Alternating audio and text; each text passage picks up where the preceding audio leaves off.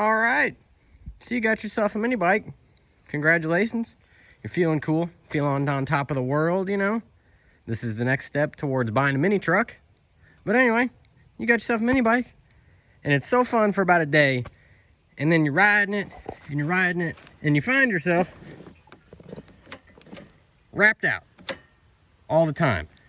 You're giving her all she's got, and you're going 25 miles an hour. And that's gonna get old really fast, you know, unless you're just riding true to woods, that's gonna get pretty old. So, you know, you mess with the throttle linkage, and you put a different gas tank on that does nothing for speed, but at least it doesn't leak. I think. Oh yeah, we're good. You know, so you do all that, maybe take the governor off of there, you know, you're feeling good, but you're still only going, you know, with the governor off, maybe 30 miles an hour, which is what this thing would do, about 30 with the governor off, flat ground, wide open. So, and with the chain clutch, it's super loud, and I don't like that, okay? Because mini bikes are like women, they ought to be quiet. Allegedly. Okay, Zynga. Anyway, so I've installed a torque converter kit. It's about $80 off of Amazon, and it pretty much bolted right up. The only thing was they didn't have a notch cut in this cover, so I had to crudely cut that with my Harbor Freight pocket knife. But yeah, so I'm gonna show you a video of before taking off. And when you take off with the chain clutch, if any of you have driven them like that, you crack the throttle open and it goes, and then it kind of takes off, and then you're at like all of the RPM, you know, running really slow. With this, you crack the throttle, you unload the front suspension. If you lean back on the handlebars, you do a wheelie, and then you go way faster. Before, I was doing about 30 miles an hour. This thing will do 40 on flat ground, 45 downhill, which is really cool. And it's not wrapped out, because with the chain clutch, or with the I'm calling it the wrong thing here, with the centrifugal clutch mounted there on the engine, you're running out of RPM. With this, you run out of horsepower, which I've got some stuff in the next video. We're gonna fix that horsepower issue. But let me show you a before taking off. You can hear the clutch and the jack shaft chain all rattling around. It's terrible, it's noisy. And then I'll show you what it sounds like now.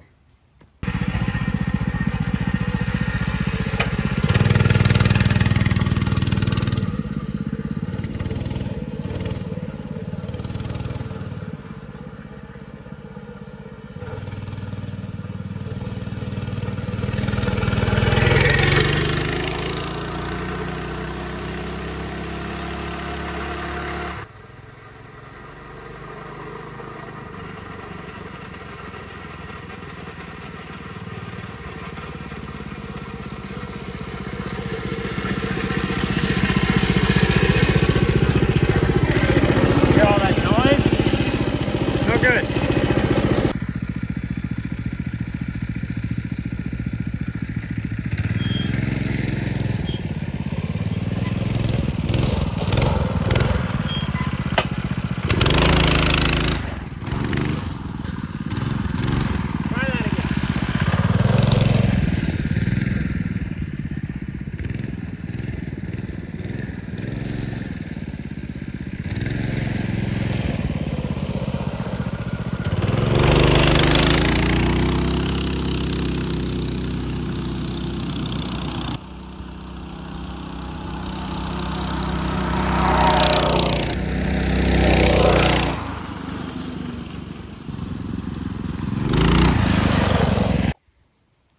Sounds much better, doesn't it? Quieter, faster.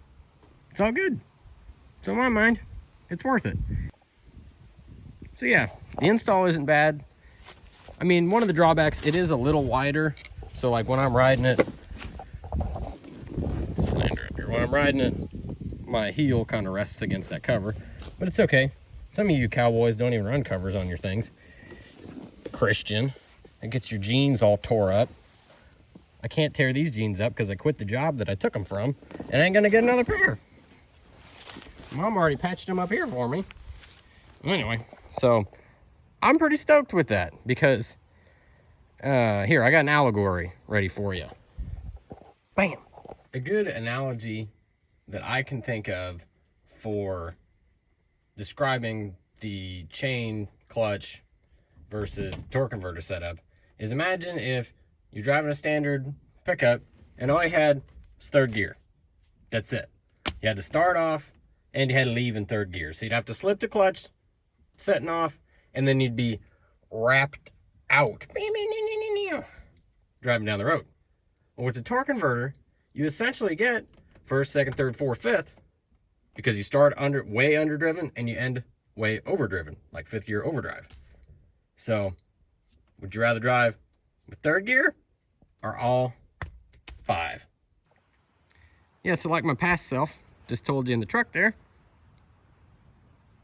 it's just better because you go from being underdriven to overdriven. How this works, I'll throw up a picture here.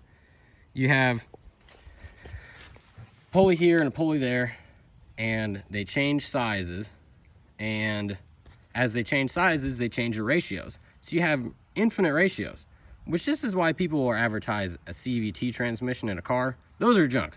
But these are awesome because instead of bajillions of dollars, this whole thing is $80, and you can get it like 3 new belts for like 20 bucks on Amazon. This is a $6.99 belt. So you get rid of one of these chains and the noisy clutch, and then just have one chain, which is way easier to oil, and got to take the cover off of it, you know? So you're looking at like $80, $90 here. Hey, Trump just got in, so maybe it'll go down to like $69, you know, maybe. So we're going down in money.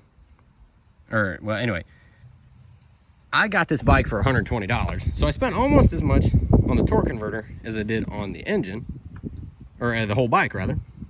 But I'm pretty happy with it. And it's one of those modifications that it's going to be better for your engine because it's not wrapping out all the time, and it's actually kind of loading it. And you can cruise with this torque converter. You can cruise at about 20 miles an hour, barely any throttle. Like once you get up to speed, you can kind of just ease on the throttle and cruise, which is awesome. I love that. So I'm about to go install a header and a different carburetor and air cleaner. That's why I'm talking so fast, because I want to get this video done so I can do that one. But yeah, if you've got a mini bike, I definitely recommend this. It makes it better all the way around. Like the only drawback is that you have to pay money for it. And if you're running through a lot of water and you get the chain wet, that can be a problem. So just don't do that. You know what I mean? Makes sense. I can agree with that. Yeah. So I've been super stoked with this. It changes the whole thing. It makes it so much more of a capable machine. And I've put probably like 25 miles. I actually drove this to work and back one day. And America. Drove it to work and back one day and did fine. So it's better for your engine health because you're not relying on RPM. It's quieter, so it's better on your ears. Won't get your neighbors yelling at you. So if you got a mini bike, I recommend it. And, you know, you might say, well, Sam, I'm running this thing true to woods. You know, trees and rocks. I don't need top speed. Well, this helps you there too. Because when you're running, you know, starting and stopping a lot, you would have to slip that chain clutch, which gets them hot. They overheat, they start to stick. Then you start the bike and it runs away. I've seen it. It happens. But with this, you don't have that risk, and it takes off way much better. It literally is a night and day difference from before. Well, like before you'd crack it and yeah, you'd take off, put. Now you crack the throttle, and even if you're leaning forward with your weight forward on the bike, you can watch this strut or this shock extend because it's effectively transferring the power and it's lifting the front of the bike. So if you got a mini bike, I definitely recommend you lay your hands on one of these. It just makes these so much more fun, and I would say it makes it more reliable because when you have your jack shaft set up, you got all this extra stuff to worry about. You got a tensioner, you got an extra chain, you got these pulleys, and I was always having problems with those, and that's where I lost the master link out of that chain one time, and thankfully I had another one with me. But if it didn't, that would have left me stranded. So I probably need to get another belt for this thing. But I really enjoy this thing. I recommend it for you guys.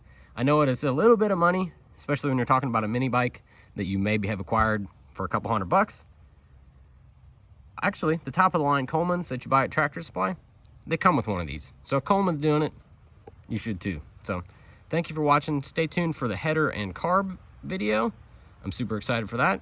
Let's see what she can do.